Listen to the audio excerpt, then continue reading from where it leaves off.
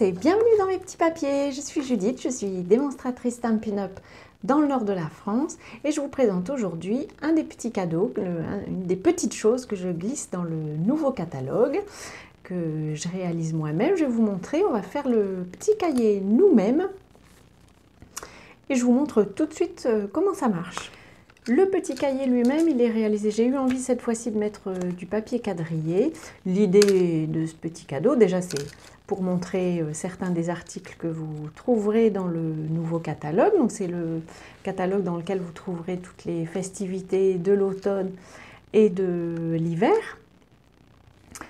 Et on va réaliser le cahier lui-même. Je pense que j'avais déjà montré comment le réaliser dans une autre vidéo, mais je n'en suis pas sûre. Bref, en tout cas, je vous montre cette fois-ci. J'ai pris de simples feuilles quadrillées qu'on trouve.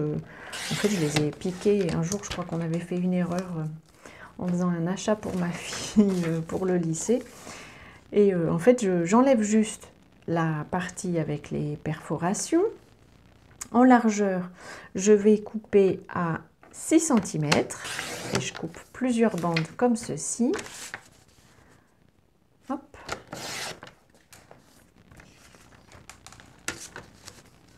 Et une troisième.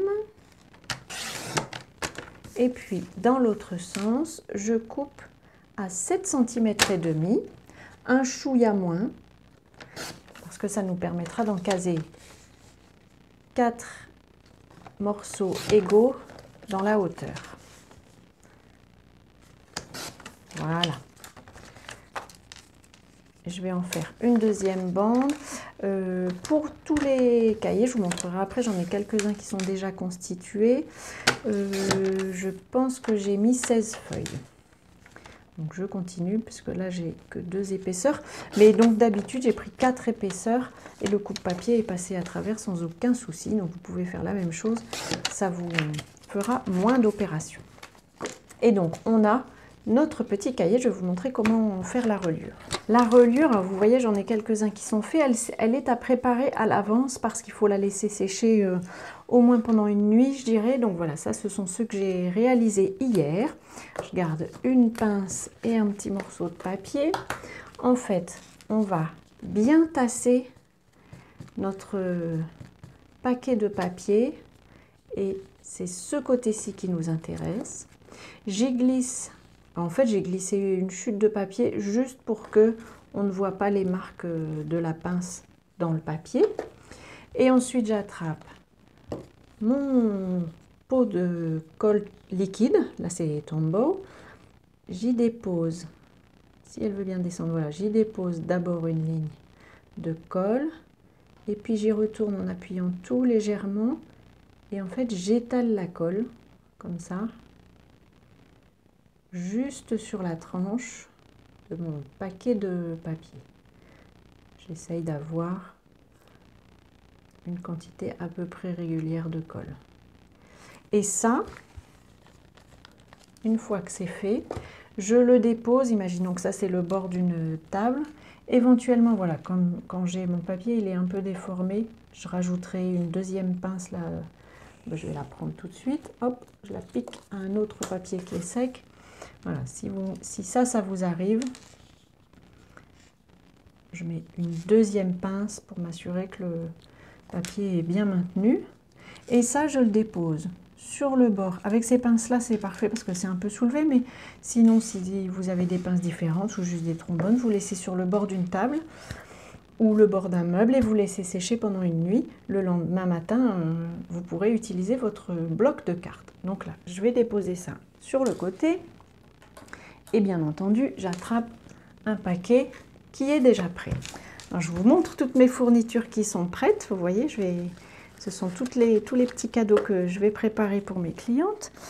Il vous faudra un morceau de papier cartonné assorti au papier de série design, un morceau de papier série design. Là, j'ai choisi un papier que vous trouverez aussi dans le nouveau catalogue qui s'appelle Les plus belles fêtes. Et j'ai pris ce papier, les deux côtés sont assortis, ça va nous permettre un petit effet sympathique sur le bloc. J'ai aussi pris un ruban qui vient aussi du prochain catalogue qui sort dans quelques jours Et je vais commencer à le poser déjà avec un point de colle sur mon morceau de papier cartonné. Ça va me servir juste après. Voilà. Ce morceau de papier cartonné, je vais l'encoller. Ça va être le dos de notre petit cahier. J'y remets un point de colle sur le ruban pour être certaine que le tout colle bien. Et mon bloc de papier, je le colle au-dessus de tout ça. Je vais disposer, alors a priori ce sont des sapins, donc je vais les garder dans le sens qui me permet de voir l'illustration dans le bon sens quand j'ouvre mon petit cahier. Mon point de départ, c'est que je pose le papier comme ceci avec une petite marge en bas pour que l'ouverture soit facile. Donc je ne fais pas de découpe avec le coupe-papier parce que voilà, tout dépendra de la précision que j'ai eue quand j'ai découpé mes feuilles. Donc je préfère le plier comme ça. Là, on a assez de chance, on ne tombe pas trop mal. Et donc maintenant, je vais encoller sans couvercle, c'est beaucoup mieux. Je vais encoller à nouveau ce dos. Et je le referme. Le ruban, je vais pouvoir le relever. Hop. Je prends la mesure, je prends un peu plus que le bas. Alors moi, ça ne me dérange pas. On va voir le ruban à l'intérieur. Si vous avez envie de le cacher, plutôt que de laisser votre papier adhésif, vous remettez un morceau de papier cartonné sur le dessus. Moi, ça ne me dérange pas. J'essaye de faire une découpe propre pour que ça soit joli. Et puis, je mets un point de colle sur le bout de mon ruban. Et par contre, croyez-en mon expérience, il vaut mieux le glisser quand votre papier est plié. Voilà, comme ça. Vous êtes sûr que le ruban ne va pas tirer sur votre cahier. Et maintenant, il ne reste plus qu'à faire la décoration. Pour ça, j'ai pris donc un prochain set de tampons que vous allez découvrir dans le nouveau catalogue qui s'appelle Pain d'épices glacé. J'ai choisi le flocon et puis un souhait qui dit livraison de bisous rafraîchissants. Et je vais faire un peu d'embossage. Pour l'embossage, il vous faut un petit peu de matériel. Il vous faut un petit coussin comme celui-ci qui permet de déposer. Vous voyez, il y a une petite poudre qui se met. Ça va enlever l'électricité statique de votre bande de papier. Et ça, c'est très important pour la suite. Ensuite, j'ai mon tampon Versamark. Cette encre-ci, c'est une encre transparente, mais qui met un petit peu plus de temps, beaucoup plus de temps que l'encre habituelle à sécher. Et j'ouvre déjà mon pot. Moi, j'ai versé ma poudre à embosser dans une boîte comme celle-ci. Vous verrez après, je trouve ça très pratique. Je tamponne mon flocon sur mon papier. Hop. Et tout de suite, je prends ma petite cuillère, mon papier. Je fais très attention de ne pas mettre mes doigts au milieu. Et je dépose la poudre sur ce que je viens de tamponner. Et vous voyez, en fait, la poudre tient uniquement à l'endroit où on a tamponné.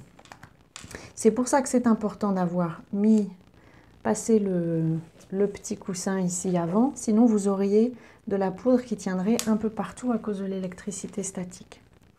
Je vais faire aussi mon étiquette. Je fais la même chose. J'essaye d'être à peu près droite. Et l'encre n'a pas très bien pris. Je préfère le faire une deuxième fois. C'est important pour que la poudre tienne bien. Oui, là c'est mieux. Il vaut mieux avoir une image bien tamponnée et bien précise. Je vous ferai quand même les deux. On verra. Oui, ici, là, on le voit. Je ne sais pas si vous voyez, mais ici, la poudre tient beaucoup mieux que là, où il y avait moins d'encre. Donc, votre tampon Versamark, il vaut mieux qu'il soit bien ancré pour que toute cette technique fonctionne. Si vous faites une série d'étiquettes ou une série d'embossages. Vous pouvez, juste avec la poudre, évidemment faites attention qu'il n'y ait pas de vent ou quelqu'un qui passe, mais vous pouvez préparer une série pour les embosser tous d'un coup.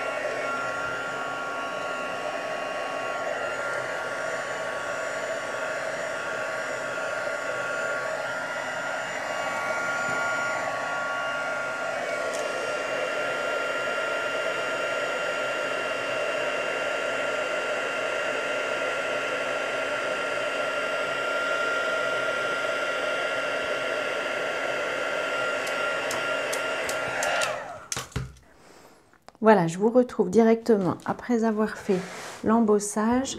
Alors vous voyez, c'est le pistolet chauffant, il fait fondre la poudre qu'on a déposée sur le papier.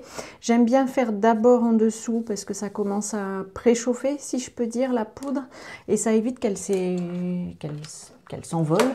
Mais normalement, elle est bien tenue par l'encre. Et alors, l'étiquette elle-même, on va la découper. Je veux qu'elle mesure 5,5 cm de large. Donc vous voyez, c'est ce que je voulais vous montrer. Là, l'encre n'avait pas été bien prise. Et la poudre ne tient pas du coup. Donc c'est pas très visible. Donc pensez à bien ancrer votre encreur vers sa marque. J'ai pas du tout mesuré mon étiquette. Est-ce que c'est la bonne mesure? Oui, ça ira très bien. En tout cas, je veux qu'elle fasse moins de 6 cm puisque c'est la largeur du petit carnet. Et puis, pour le flocon, j'attrape ma machine de découpe et ces claques. Et en fait, assorti au set de tampons, il y a aussi un lot de poinçons. J'ai rajouté une plaque magnétique parce que je pense que je vais pas mal l'utiliser celui-ci. Je trouve que c'est un set de tampons qui change un peu de ce que je fais d'habitude pour Noël. Et comme je suis une grande gourmande, je mange pas forcément beaucoup de pain d'épices, mais je suis une grande gourmande. Je vais attraper un petit morceau de washi tape pour m'assurer que le poinçon ne bouge pas. Hop, voilà. Et je le passe dans la machine de découpe. Voilà. Et maintenant, on a une étiquette et un flocon. Voilà donc nos étiquettes terminées. On a maintenant presque terminé notre petit bloc. Je vais commencer par coller cette petite étiquette. Alors, vous voyez, c'est les erreurs d'ancrage. Je la dépose sur des mousses 3D et je la pose sur mon petit bloc. Et ensuite, je vais mettre mon flocon. Là, je vais mettre 3 mousses. Hop. Et puis, ce flocon, lui, je le glisse un peu en dessous du souhait pour qu'il reste lisible quand même. Et voilà. Le petit bloc, le double du précédent de mon prototype. En tout cas, un petit cadeau que vous recevrez si je vous envoie, si vous faites partie de mes clientes et que je vous envoie le catalogue. Si vous en souhaitez un, envoyez-moi un message, j'en envoie bien volontiers dans toute la France. Je vous souhaite, avant notre prochaine rencontre, en espérant que ce projet vous a inspiré, de passer de belles journées créatives. Et bien entendu, comme toujours, je vous embrasse.